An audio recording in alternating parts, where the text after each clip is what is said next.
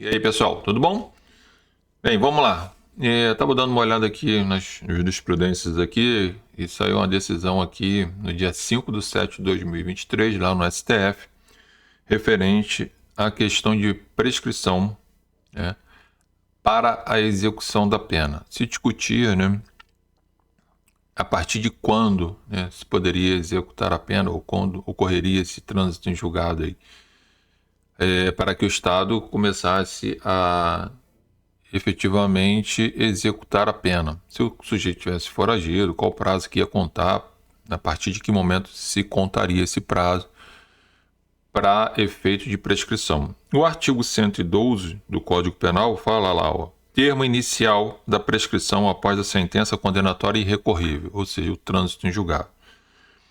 Do dia em que transita em julgado a sentença condenatória para a acusação, ou a que revoga a suspensão condicional da pena ou o livramento condicional. Então, contava-se, na realidade, né, o prazo de prescrição para a execução da pena quando ocorresse o trânsito em julgado para a acusação. Ou seja, o Ministério Público, por exemplo, o sujeito foi condenado a uma pena de 10 anos, o Ministério Público não correu, mas a defesa recorreria, tá?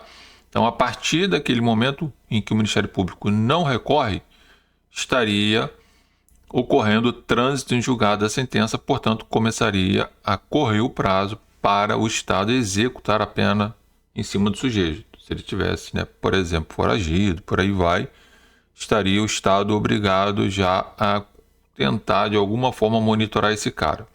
Porém, o cara, em regra, não ia preso porque a defesa recorria. O problema de se recorrer não é problema, é permissivo, né, por lei isso acontecer. O negócio é que o prazo prescricional estava correndo, ok? Então, se esse processo ficasse aí, suspenso um bom tempo aí, nós estaríamos, em razão de recurso, nós estaríamos tendo o prazo prescricional correndo.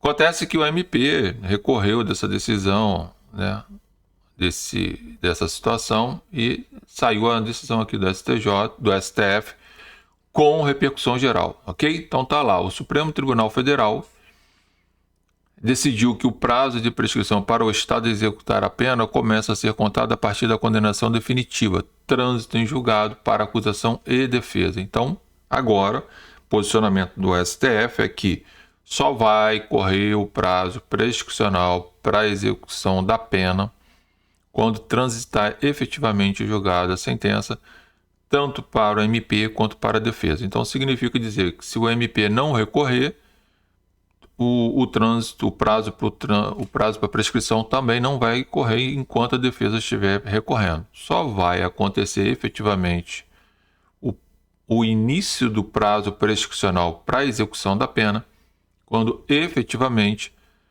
transitar em julgado a sentença, ou seja, após esgotar todos os recursos, tanto do MP quanto da defesa. Se for só o da defesa, quando se esgotarem todos os recursos da defesa, ok?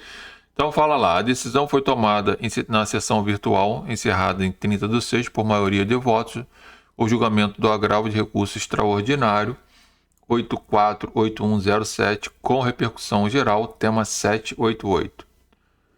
O recurso foi interposto pelo Ministério Público do Distrito Federal e Territórios contra a decisão do Tribunal de Justiça do local, TJDFT, que havia reconhecido como marco inicial a contagem do prazo o trânsito em julgado para acusação com base no artigo 112, inciso 1 do Código Penal, ou seja, com base no trânsito em julgado para acusação. Para o Ministério Público do Distrito Federal, a decisão teria contrariado o entendimento do STF sobre a necessidade de trânsito em julgado para ambas as partes, a fim de que fosse iniciada a execução. Segundo seu argumento, a pena não pode ser executada antes de se tornar definitiva. Presunção de inocência. Em seu voto, o relator ministro Dias Toffoli lembrou que em 2020, no julgamento das ações declaratórias de constitucionalidade 43, 44 e 54, o plenário consolidou o entendimento de que o trânsito em julgado para ambas as partes é condição para a execução da pena, em razão da prevalência do princípio da presunção de inocência. Para o relator, a expressão para acusação contida no inciso 1º do artigo 112 do Código Penal é incompatível com a Constituição Federal e o dispositivo deve ser interpretado em harmonia com o atual entendimento do STF. Então, o que ele está fazendo aqui na realidade, né?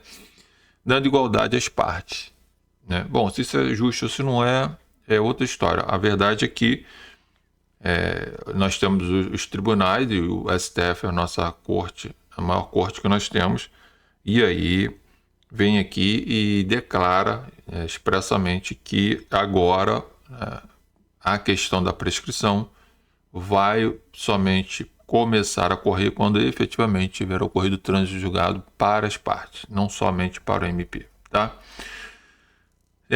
Efeitos da decisão. Seguindo a proposta do relator, o colegiado determinou que a tese não se aplica aos casos em que a prescrição da pretensão executória já tenha sido reconhecida. Claro, né? Não vai ter uma interpretação em malam parte.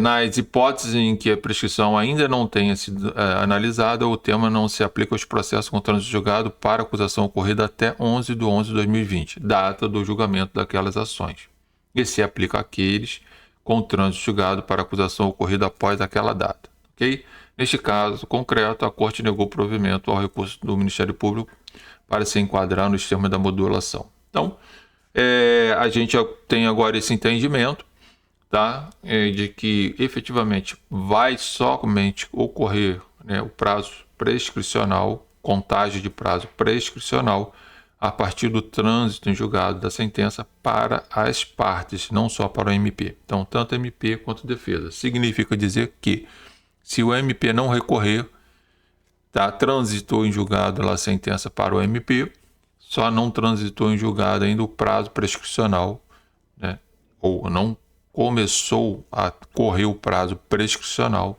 para execução da pena, se estiver pendente de recurso interposto pela defesa. Após o trânsito julgado também para a defesa, aí começa a correr o prazo prescricional para o Estado cumprir a execução da pena, se o sujeito, por exemplo, estiver foragido, tá? Isso... Se eu estiver fazendo uma prova num concurso e tal, gente, se for questões objetivas, responde o que está na lei, é o que prevalece. Se for questão subjetiva, você vai informar que a lei, artigo 112, inciso 1º, tem o entendimento que ocorre o trânsito julgado para o Ministério Público a partir do momento em que ele não recorre e, portanto, estaria, conforme o inciso 1º do artigo 112, previsto, né, que o prazo prescricional começa a correr daí, tá?